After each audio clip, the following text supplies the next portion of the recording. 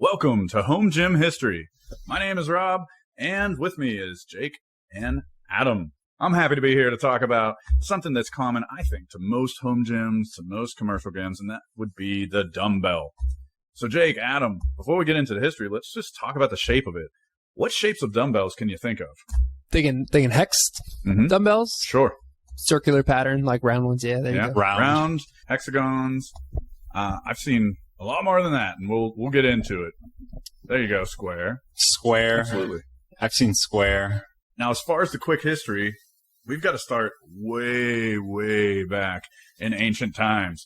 So the ancient Egyptians, the ancient Chinese, Indians, Greeks, Scottish, they all had some type of resistance exercises, some type of training, if you will. Which one of these do you think, though, invented the dumbbell? And I'll give you the names again. We've got the ancient Egyptians, ancient Chinese, ancient Indians, ancient Greeks, ancient Scottish. You Like can take Scottish a guess. are busy lifting stones, so I'm going to go with Egyptians. Fair enough. Yeah, I'm going to go Indians. Well, you're both incorrect.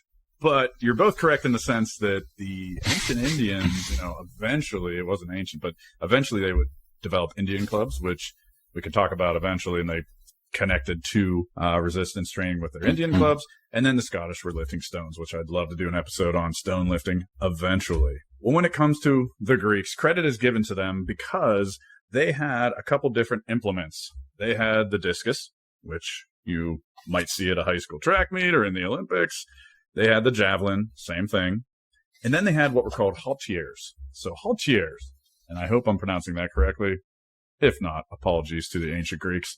The haltiers, they were shaped like a half circle, which then had a part taken out, and they were made of stone, and they were held, but they weren't used at first for dumbbell-type lifts. And if you look at the image here, you'll see some actual stone ones that are in Athens in the Greek National Museum there. What they were used for was a jumping aid. So the Greeks invented the Olympics. That's Mount Olympus, where they came from. And in the jumping events, they would run with these haltiers, and then they would thrust them back and letting go of them. And they felt like the weight differential then would propel them forward. I, in the last episode, was messing up some math, so I'm not going to try to explore the physics of that. But I will tell you that if you check out this image, you can see the progression from the haltier to a dumbbell-like item that looks kind of like a telephone in a way. And then eventually, in the 1700s, we get to what some people think are the dumbbells.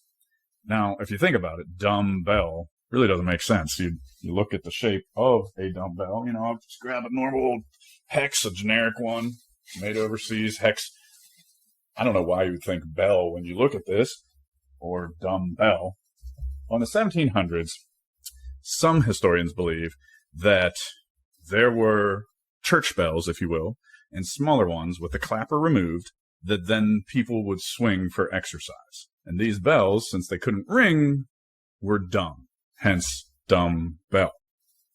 So that's where most historians think it came from. Some historians say otherwise. I mentioned one that I really respect, Dr. Jan Todd, in a previous episode, and I was reading that she had, in one of her writings that I'll drop in the sources, she had said that, everyone she asked, all the historians and lifters she asked, kind of gave this story, but that she couldn't find any actual source, any actual evidence that this was the case, these bells that wouldn't ring, the dumbbells. But there are some famous people that use them. So Ben Franklin, he mentions a dumbbell in a 1774 letter as a type of compendious exercise that he used to keep fit. You can imagine Ben Franklin bald with his long hair, his glasses, the whole, everything you know about good old Ben Franklin. But he had this handheld bell, that he would use to stay fit. And, he wrote about these short periods of time of exercise and how it was better doing this training than he told his son, then producing bodily warmth by this training was better than walking for great distances. So even Ben Franklin swinging around a dumbbell.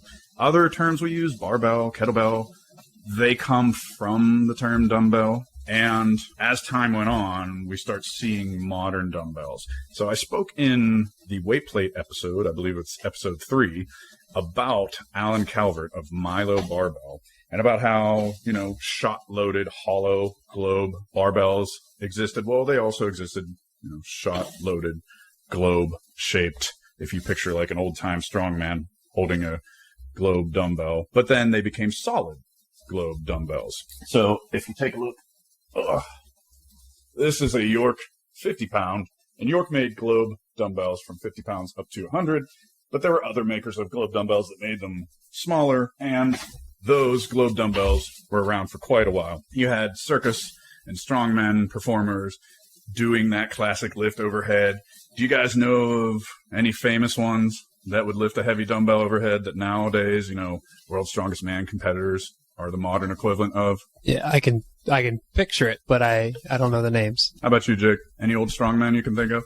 Well, clearly, guys, we need to do like an old-time strongman type episode. So we'll put that in the notes here. I'll write it down. We need to explore old strongmen. But if I had to pick out one when it came to a dumbbell, I'd say Thomas Inch. So that was his name. Some people think it had to do with the dumbbell itself. That was just the man's name. Thomas Inch. He was Britain's strongest man. He claimed to be, at least, first official Britain's strongest man. And he had this dumbbell that he performed with that was 172 pounds. And he claimed that he was the only one in the world that could lift it. And not just lift it, but lift it overhead. So then the catch with it was, and if someone would come to try it, what they would find is that it was no ordinary dumbbell like the one I just held up. Not only was it a 172-pound dumbbell, but the handle was over 2 inches thick. It was like this, if you imagine a Coke can, about that round. So it was, I believe, 2 3/5 inches thick. I can get the exact down to the centimeter of it. But that was the catch. People would get up there and, oh my gosh, it's a lot harder to lift this thing when it's over 2 inches thick. So for decades, no one could lift this thing. And then eventually, several people have lifted it. One of the most notable ones, you can look up this video on YouTube, Mark Henry. So famous lifter, famous WWE guy. Also, mentioned the Todds. He was under Terry Todd's tutelage. Mark Henry lifted it overhead, the Thomas Inch. He lifted that sucker at a gathering. So it's a pretty cool video. I'll drop that in the Instagram follow-up posts that I do for this episode. So moving forward, we've got globe dumbbells. Why do you think the shape of the globe dumbbell was changed, gentlemen? I mean, it's pretty nice looking. I like my globe dumbbells. I'm trying to collect more of them. Why don't we see it sold as globe dumbbells nowadays? I'd imagine because it rolls away, and it probably, the amount of mass it takes to get heavier takes up too much space, so you could make it more compressed. There you go. Yeah, I mean, to the best of my knowledge and that I could find, you got it, Adam. So another point for you. We're going to have to start keeping points. So, yeah, they just roll around, It gets messy. So then, naturally, they develop, and by they, I mean weight manufacturers develop other shapes. So we've got adjustable dumbbells coming into the picture at the same time because, in addition to rolling around, you also have these fixed dumbbells in the same way home gym owners nowadays think to themselves, I don't know, this takes up a lot of room. I mean, I got these dumbbells from 5 through 100 pounds. That's like a whole side of my gym. I can have these all right here. Well, adjustable dumbbells came about in 1928. A patent came through for George Jowett, and he had these gold disc adjustables. These are not those. These are the York model of those that came later. These are York Aristocrats, but they're essentially a copy of Jowett's adjustable dumbbells. There's a pin on the end. There's these small discs, and the discs don't move around. It tightens really nicely, so then you could take the pin off and you could remove the discs if you wanted. So at the same time, though, there's also a shift in the shape of the dumbbells. So the smaller York ones were called buns because they had kind of this mushroom shape to them. Here's a 3-pound bun. So they would switch over to the globes at 50. But even the smaller globes as well, these buns are circular and would roll around. So then York switched to the round head, which people may have seen. And the round heads had a flat bottom to prevent them from rolling as much. However, that's arguable because the shape still progressed. So then at the top of the show, you mentioned hex. The hex shape came about. What other shapes do we have now in addition to hex or just a round shape dumbbell? I found some of these You got squares. the squares. They're not going to roll on you. Got these spin locks. Oh, those are different. Yeah, I don't think I've seen those ones. They're quite larger, the spin locks, yeah. Pepin. Yeah. On the last episode, you mentioned Gungnir. So they also, in addition to, barbell card bar, they have dumbbells. So that's a little different. They have the built-in collar, So, but essentially, adjustables that load plates on them, came about. And this is a York and would have a locking collar. And several of them, York as well as other companies, would have a revolving sleeve, which was kind of fun in the middle. And it wasn't too far off what was taking place around the world. So when it came to the revolving sleeve, because, people are doing overhead movements with it, things of that nature. So what other modern dumbbells do we have, gentlemen? Or not even in your possession, but I just mean in the home gym community. Oh, there you go. So I have like a rounded circular one. Yeah, so you still have the round shape there, and that one's quite shiny. What do you got there, Adam?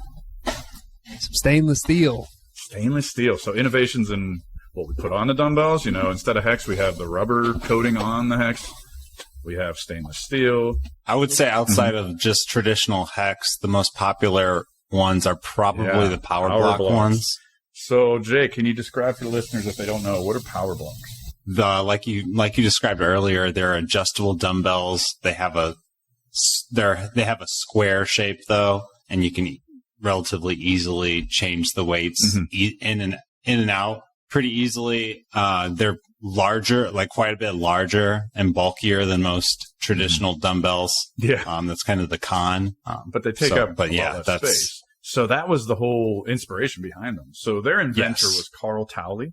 So in the early 90s, 1993, he first produced them. And you can find this on PowerBlock's website. They have a nice write-up in terms of how they came about. So basically, he was a repairman for a health club in California, and he just got annoyed with like the mess of dumbbells he'd see all over the place. He's like, there's got to be a better way here. Now, way before the 90s, they were adjustable dumbbells, but not to the quality that you would see in a commercial gym. So he wanted to make dumbbells that were adjustable, that were of a higher quality that people would either desire in their home gyms, but also in commercial gyms. I don't know if I've ever seen power blocks in a commercial gym, but I've certainly seen plenty of people with them in their home gyms. So that's what inspired him to invent them and design a dumbbell that was adjustable and easily adjustable at that.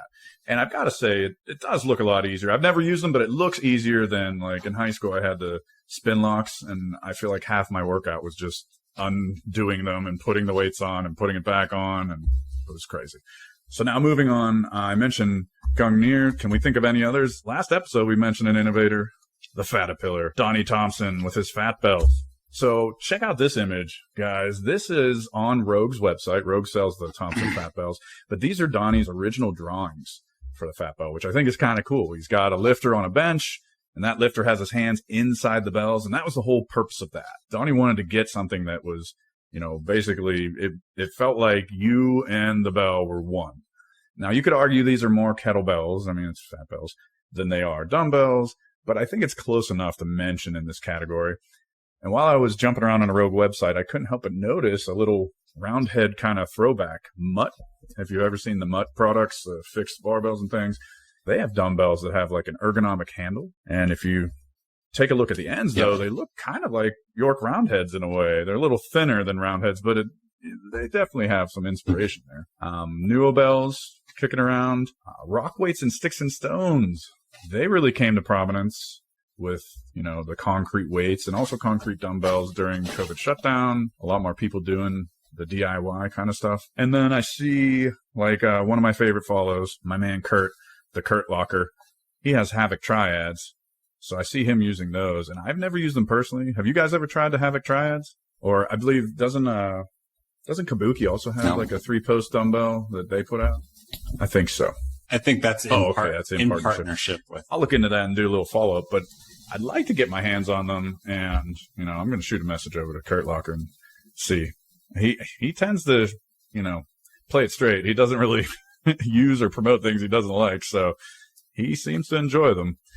So if you want to see those Havoc Triads, you can go to their website, which I'll drop in the sources, and you can also just go over to Kurt Locker and check his out.